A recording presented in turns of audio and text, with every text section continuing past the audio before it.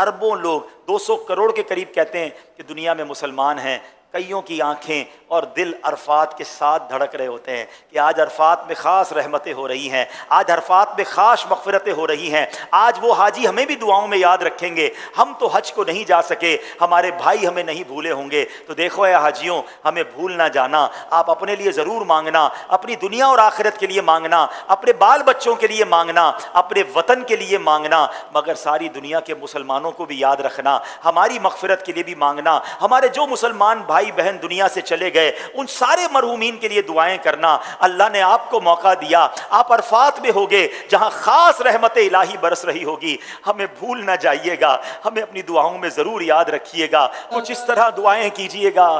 کہ اے رب کریم الحمدللہ رب العالمین والصلاة والسلام على سید الانبیاء والمرسلین یا ارحم الراحمین یا ارحم الراحمین یا ارحم الراحمین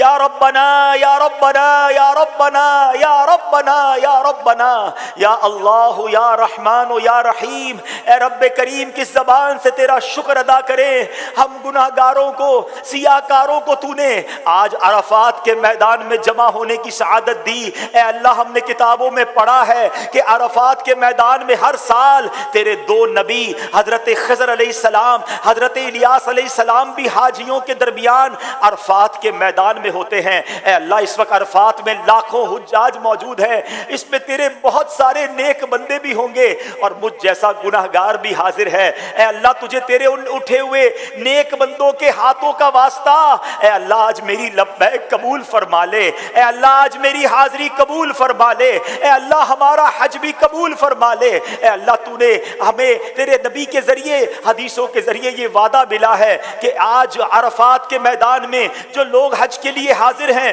وہ گناہوں سے ایسے پاک ہو جائیں گے جیسے ماں کے پیٹ سے پیدا ہوئے ہیں۔ اے اللہ ہمیں بھی گناہوں سے پاک فرما دے۔ دکھلایا عرفات کا منظر، یہ بھی کرم ہے، یہ بھی کرم کر، یہ بھی کرم ہے، یہ بھی کرم کر، بخش دے ہر حاجی کو خدا، بخش دے ہر حاجی کو خدا، یا اللہ میری جھولی بھر دے، یا اللہ میری جھولی بھر دے، یا اللہ میری جھولی۔ اے مولا کریم ہم اپنے نافرمانوں کو جو ہماری بات نہ مانے اپنے گھر نہیں بلاتے ہیں۔ اے اللہ تیری مہربانی، تیرا شکریہ کہ مجھ جیسے نافرمان جس نے زندگی بھر تیری نافرمانیاں کی، تو نے اپنا گھر بھی دکھایا، کعبہ بھی دکھایا، طواف کی سعادت بھی دی اور آج عرفات کے میدان میں بھی بلا لیا۔ اے اللہ یہ تیری مہربانی، تیرے کرم کا شکریہ۔ اے مولا بلا لیا ہے تو آج مغفرت کی خیرات بھی عطا فرما دے۔ اے اللہ میرے سارے صغیرہ کبیرہ گناہ معاف فرما، میری بھی مغفرت فرما، میرے ماں باپ کی بھی مغفرت فرما، میرے بھائی بہنوں کو بھی بخش دے۔ اے اللہ آقا کی ساری امت کی بخشش فرما دے۔ اے اللہ بہت گناہ لے کر آیا ہوں، گناہوں کا انبار سر پر ہے۔ اے اللہ اب بقیہ زندگی گناہوں سے بچ کر گزارنے کی توفیق عطا کر دے۔ اے اللہ مجھے 5 وقت کا نمازی بنا دے۔ اے اللہ تجھ سے وعدہ کرتا ہوں کہ تو نے ایسی مہربانی کی ہے کہ کروڑوں لوگ ترس رہے ہیں، تو نے مجھ جیسے گناہگار کو بلایا ہے۔ اے اللہ اب میں تیری نافرمانی نہیں کروں گا، اے اللہ اب میں تیری فرما برداری والی زندگی گزاروں گا،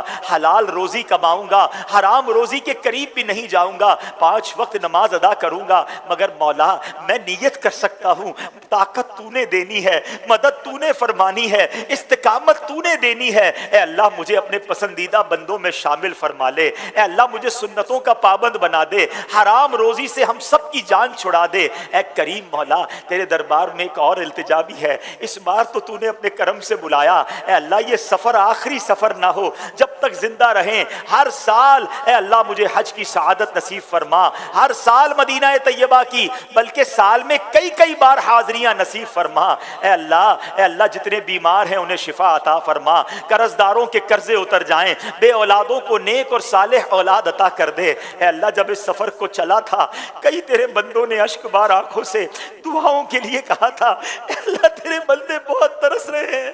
تیرے بندے بہت تڑپ رہے ہیں، اے اللہ جو تڑپ رہے ہیں، جو ترس رہے ہیں، جو مچل رہے ہیں، اے اللہ انہیں بھی کعبہ دکھا دے، انہیں بھی حج کی سعادت عطا کر دے، آئندہ سال انہیں بھی عرفات کی حاضری عطا فرما، بار بار انہیں بھی مدینہ دکھا دے، اے اللہ ہمارے وطن عزیز پاکستان کی بھی خیر فرما، ساری دنیا کے مسلمانوں کی خیر فرما، عالم اسلام کا بول بالا فرما، اے اللہ میری جان، مال، عزت، آبرو، دین اور ایمان، آل اور اولاد کی حفاظت فرما، اے اللہ ہماری دعوت اسلامی کی خیر فرما، ترقیاں اور عروج عطا فرما، ہمارے امیر اہل سنت کی خیر فرما، تمام علماء اور مشائخ اہل سنت کی خیر فرما۔ بس میرے پیارے اسلامی بھائیوں کچھ اس انداز سے مانگتے رہیے گا۔ یہ بھی بتا دوں کہ اللہ کی بارگاہ میں دعا ضروری نہیں عربی میں مانگی جائے، اچھی بات ہے اگر عربی کی دعائیں یاد ہوں، ورنہ اردو میں بھی، بلکہ آپ اپنی مادری زبان میں بھی دعائیں مانگ سکتے ہیں، بس کسی بھی زبان میں مانگیے، وہ تو دلوں کے حال بھی جانتا ہے، بس مانگتے رہیے گا۔